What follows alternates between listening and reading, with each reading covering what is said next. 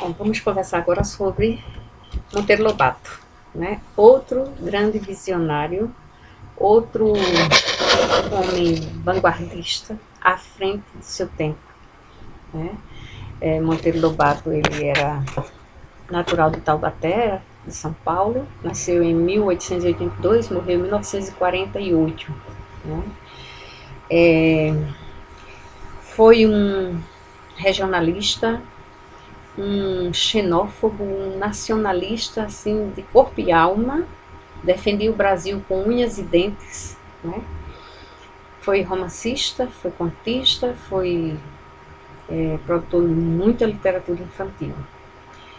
Ele era um homem extremamente capaz e inteligente, e aí ele foi muitas coisas na vida. Ele foi fazendeiro, foi advogado, foi promotor público, foi jornalista, né? Colaborou com o jornal Estado de São Paulo e um jornal do Rio de Janeiro. Tinha alguns hobbies como pintura, fotografia, foi diplomata em Nova York, fundou empresas de extração de petróleo e por isso ele foi perseguido pela ditadura Vargas, né? Eu vou ler um trechinho aqui que eu achei bem interessante, né, sobre ele, que diz o seguinte: em 1914 ele escreveu um artigo bem polêmico intitulado Velha Praga. Vejam como este homem é atual, né? E em 1914, início do século XX, nós já tínhamos essa problemática e ele já se colocou contrário a ela. Então, nesse artigo que ele escreveu em 1914 para o Estado de São Paulo, ele fez um protesto contra as queimadas no Vale do Paraíba. Depois ele escreveu Urupês, um livro, né, onde trazia como personagem principal Jeca Tatu, que foi o seu personagem, um dos seus personagens principais da literatura adulta, né? E neste livro ele vai fazer uma denúncia social muito forte com relação à questão de como as pessoas viviam no Vale do Paraíba, no interior de São Paulo, né? Desprezados pela República, eles não tinham acesso a nenhuma educação, a higiene, as condições mínimas para sobreviver, né? Então, vejam, já naquele tempo, a realidade ainda permanece até hoje, e já naquele tempo havia denúncia social, né? Eu disse que ele era um grande nacionalista, vejam só. Ele fundou, quando ele voltou dos Estados Unidos, após a Revolução de 30, ele fundou duas empresas, uma de ferro e outra de petróleo. Ele funda a empresa de prospecção do petróleo.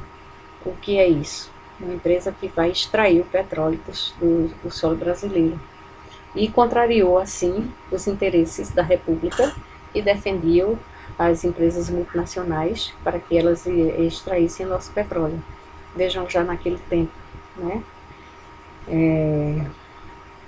Era um defensor do nosso petróleo. E depois, lá mais na frente, surge a história do petróleo é nosso, surge a Petrobras, e que agora a gente passa de novo por esse processo, né, de querer se vender a Petrobras, se privatizar a Petrobras para que as grandes empresas multinacionais extraiam o nosso petróleo e dominem a nossa riqueza, né? E em 1926, meses antes de partir para Nova York, ele escreveu um livro intitulado O Presidente Negro. Neste seu último romance, ele prevê, através das lentes do porviroscópio, um futuro interligado pelas redes de computadores. O que é o porviroscópio? É você enxergar o mundo através das lentes do futuro. Em 1926, início do século XX, este homem já prevê que nós vamos ser, no futuro, interligados por uma grande rede. Vejam, né? Que homem. Bom, mas Monteiro Lobato Ele fundou também o Sindicato do Ferro, porque ele tem uma empresa de ferro, e aí ele funda o Sindicato do Ferro, dos Trabalhadores do Ferro.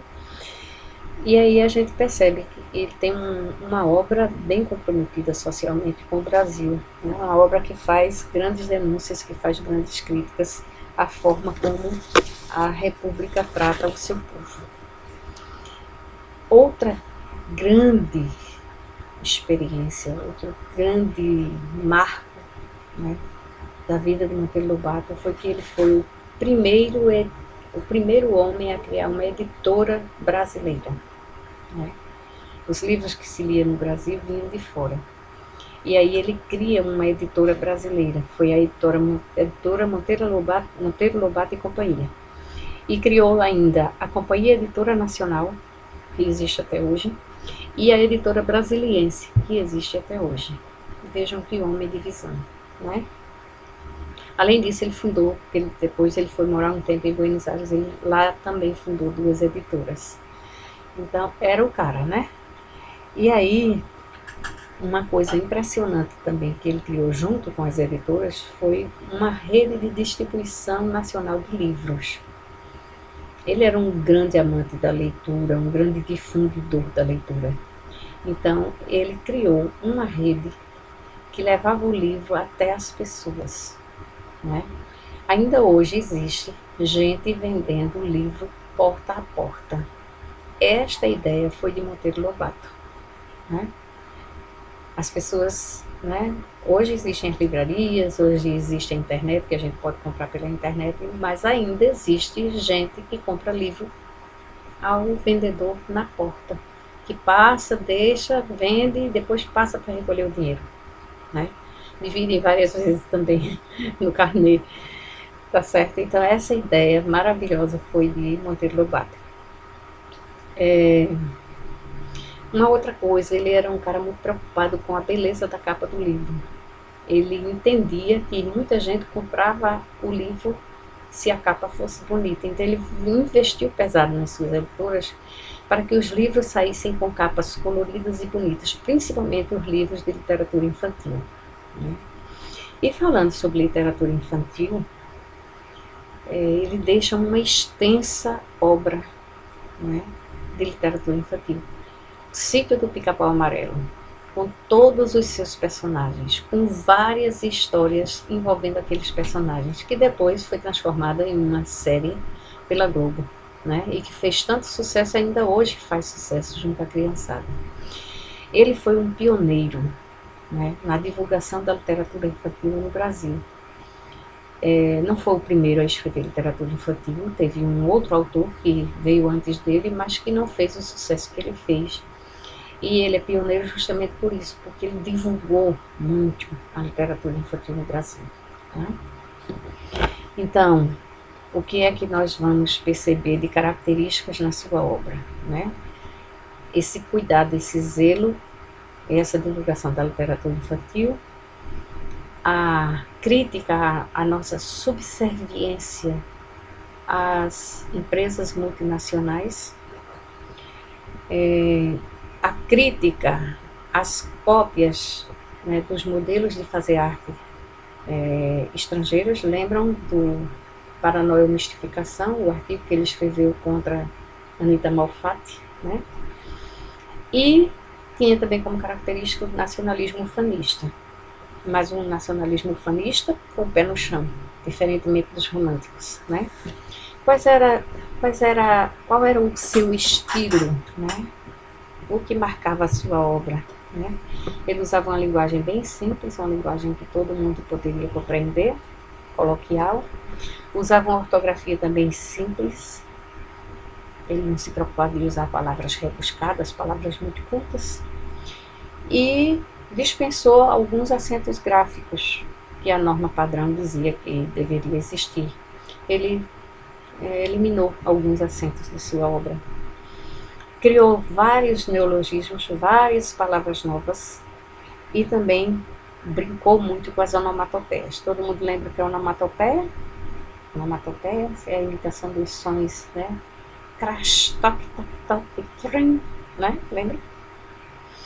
E ele tinha assim, ele gostava muito de descrever passar paisagens, personagens, com uma riqueza de detalhes que quando a gente lê a obra, a gente se imagina naquele lugar, né?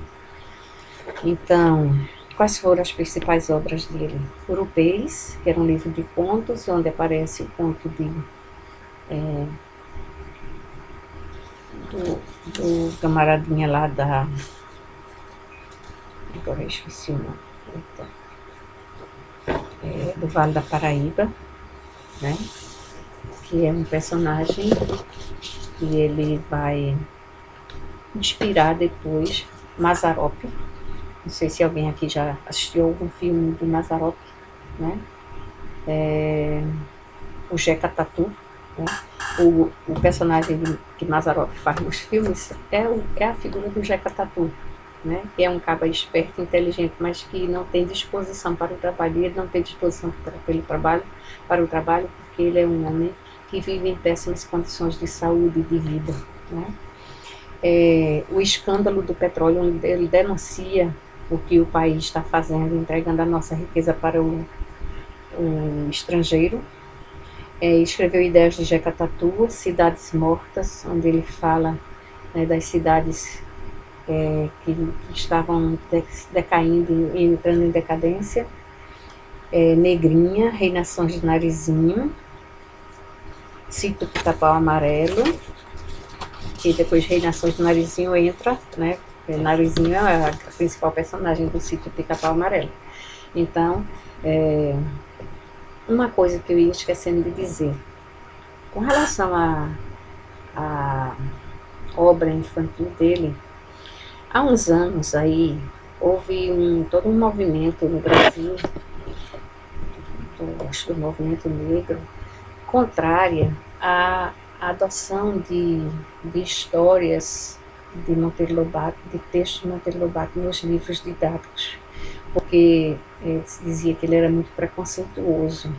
Isso foi uma grande polêmica na imprensa, de todo canto, o Brasil todo discutiu isso, porque queria se proibir, queria que fosse proibido a leitura de Monteiro Lobato nas escolas. Eu particularmente vejo isso de uma forma, acho que isso foi uma visão bem equivocada.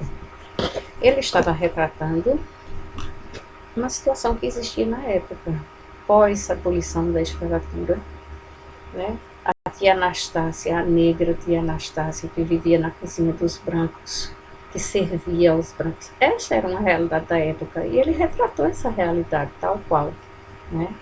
Então, assim, podia até ser que ele concordasse com isso, né? Mas isso não inviabiliza a leitura de sua obra, né? Eu digo que ele poderia ter concordado com isso porque Lima Barreto, ele discordou dessa posição. E nos livros dele ele deixa claro isso. Monteiro Lobato mostrou essa realidade sem fazer uma crítica a isso, né? Podia ser que ele concordasse, mas era o que existia na época, né? Então, eu acho que seria uma grande perda para nós a gente não conhecer a obra de Monteiro Lobato nas escolas, certo? Essa é a minha opinião pessoal.